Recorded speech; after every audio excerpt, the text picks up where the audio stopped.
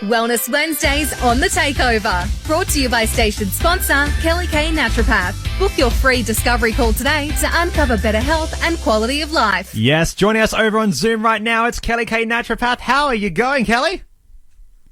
I'm fantastic. How are you? Yeah, good. Good, thank you. And so this week you wanted to talk a little bit about something which I think we all experience to some extent in our life. Stress. All about stress. And oh man, I'm just thinking back to my high school days and uni and all the assignments I had. But yeah, so talking all about stress and stress from a nutrition perspective. But Kelli, what is happening to us, or more specifically to our bodies, when we actually experience stress? What's sort of the details of what actually happens to us in our bodies? Yeah, absolutely. Well, stress is, we describe it often as a feeling, like a feeling of worry or tension or anxiety.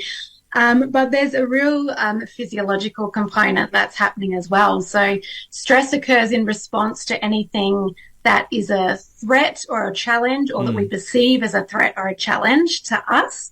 And what it does is it causes a huge release of stress hormones like cortisol and adrenaline to flood the body.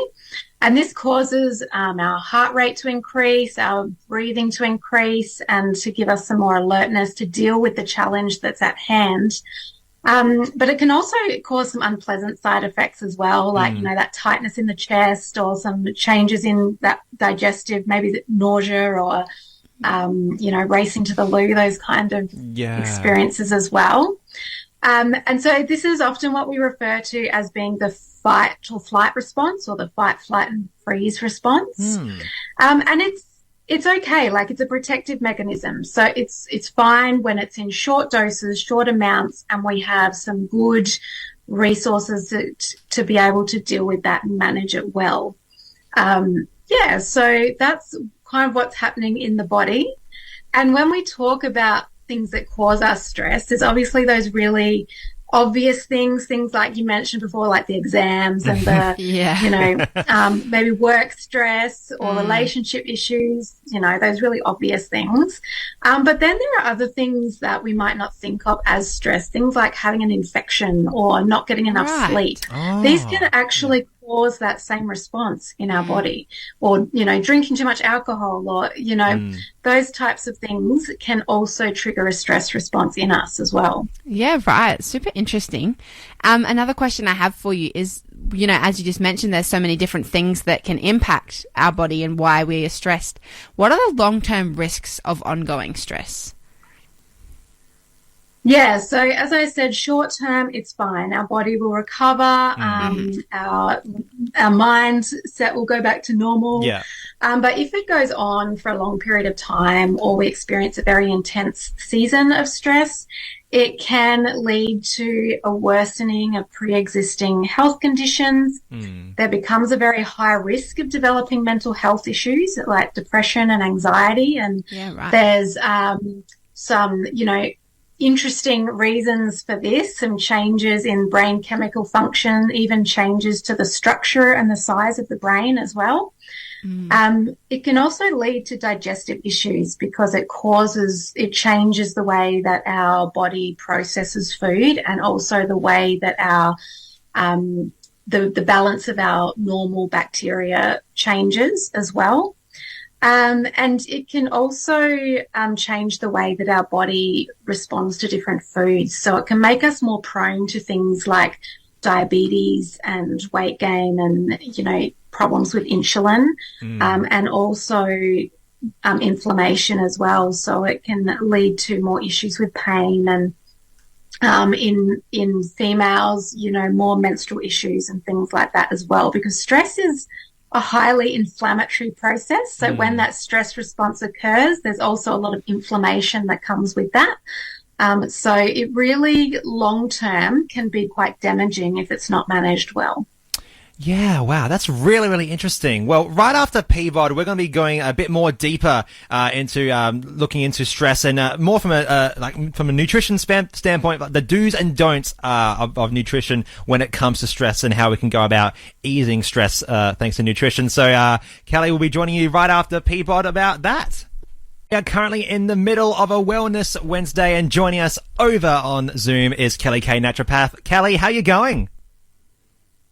I'm good, thank you. Very good. Awesome. Now, we were just having a bit of a chat before Peabod there about what stress is and how it actually affects us, both short-term and long-term. But I guess really digging into the nutrition standpoint there about how does nutrition factor into this? So what are some of the do's and don'ts, while we're eating and while we're looking at nutrition? What is the things that we should absolutely aim for and things that we should definitely clear away from when it comes to nutrition and stress? Yeah, okay. So nutrition is a really important part of looking after your body and your mind if you're going through a stressful period. So when you're in that season of stress, a really important thing is to make sure you don't skip meals, which is often hard. Like it's kind of the time when people do tend to get a bit I suppose, out of routine and will often skip meals. And maybe maybe it's because appetite's affected, or maybe it's just because what's going on in their life. Yeah. But it is really important to try and have something. Ideally, even smaller meals throughout the day, and making sure that they are well balanced with some adequate protein. So, just before we spoke about the impact on, the changes that the way stress changes the way we receive foods and the way we use sugars and carbohydrates and things. So making sure that we have enough protein and lots of fiber-rich foods is really important, and having, kind of smaller meals more regularly can be quite useful for some people. The other thing which people often run to is trying not to over-caffeinate. Mm-hmm. Yeah. Or even have like drinking your coffee on an empty stomach and that kind of thing, because caffeine, you get that buzz because caffeine acts on your adrenal glands to release those stress hormones. So it's actually just elevating that level of stress in the body and that level of stress hormone. So you're kind of just layering stress on top of stress, and it'll take longer for those cortisol levels and those stress hormones to kind of normalize and come down. So really being mindful around that. Again, another thing people do when they're stressed, drink lots of coffee. The other thing I'd say is making sure you're eating lots of magnesium-rich foods. And these are foods like nuts and seeds, bananas, cocoa powder, leafy greens. And the reason for this is that magnesium, it's known as the great relaxer. So it's really, really important for the nervous system and the brain. And particularly when we're stressed, we use up a lot more magnesium. We need more, and we also excrete more. So making sure that we're getting plenty of magnesium in is really important. And also, lots of healthy fats. So things like olive oil, nuts and seeds, oily fish, to combat that inflammation, because as we said, stress is very inflammatory. So we want to be able to counteract that somewhat. They're probably some key things that I would look at besides just, trying to eat a normal, healthy, balanced diet. Yeah. Definitely. Awesome. That's some really great tips. And then on top of that, going a little bit deeper, what are some of the natural resources, maybe like herbs, that we can use to help our body and our mind cope better with stress? Yeah, absolutely. So as a naturopath, I would use herbs a lot for stress. And we would often go to what we call adaptogen herbs. So that's a term that's used for herbs that help the body adapt to stress. So help kind of that stress resilience on a physiological level. So it helps with bringing down those stress hormones. It helps protect the brain, during times of stress. It helps normalize some of those other processes. And these would be herbs that some people might have heard of, some they may not have, but things like Siberian ginseng and rhodiola. Ashwagandha is one that's quite popular with people. And then there's some others like Shazandra as well, that I would use quite regularly with my clients to just help support them and help them cope a little bit better, and prevent that real fatigue and burnout that can come from long-term stress as well. Yeah. Yeah. And then if you're going to nutrients, there's a whole range, but I would, like we said, magnesium already, and your B complex vitamins are really, really important for the nervous system.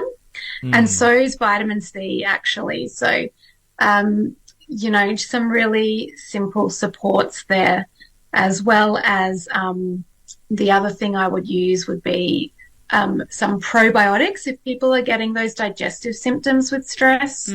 And we have a really fun name for called psychobiotics. So that's that is probiotics. A fun name.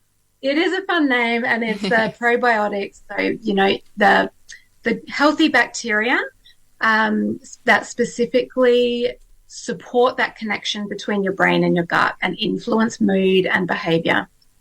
Oh, so, yeah. Amazing. Yeah, so there's some specific strains that have been researched for this, and this is a big area of research looking at using probiotics for things like anxiety and depression and mood. And stress resilience, and it's really, really fascinating. Oh, yeah, it really is fascinating. Kelli, thank you so much for joining us tonight for another edition of our Wellness Wednesday, and look forward to talking to you again very, very soon. Thank you. And if people are interested in this topic, I do have a free ebook on my website as well that people can download, and that's free for anyone, but I just talk a little bit about the stress response and some of the things that we've talked about tonight. So, yeah, thank you. Fantastic. Yeah, awesome. Well, Kelli, thank you so much, and we look forward to talking to you again soon. All right, thank you.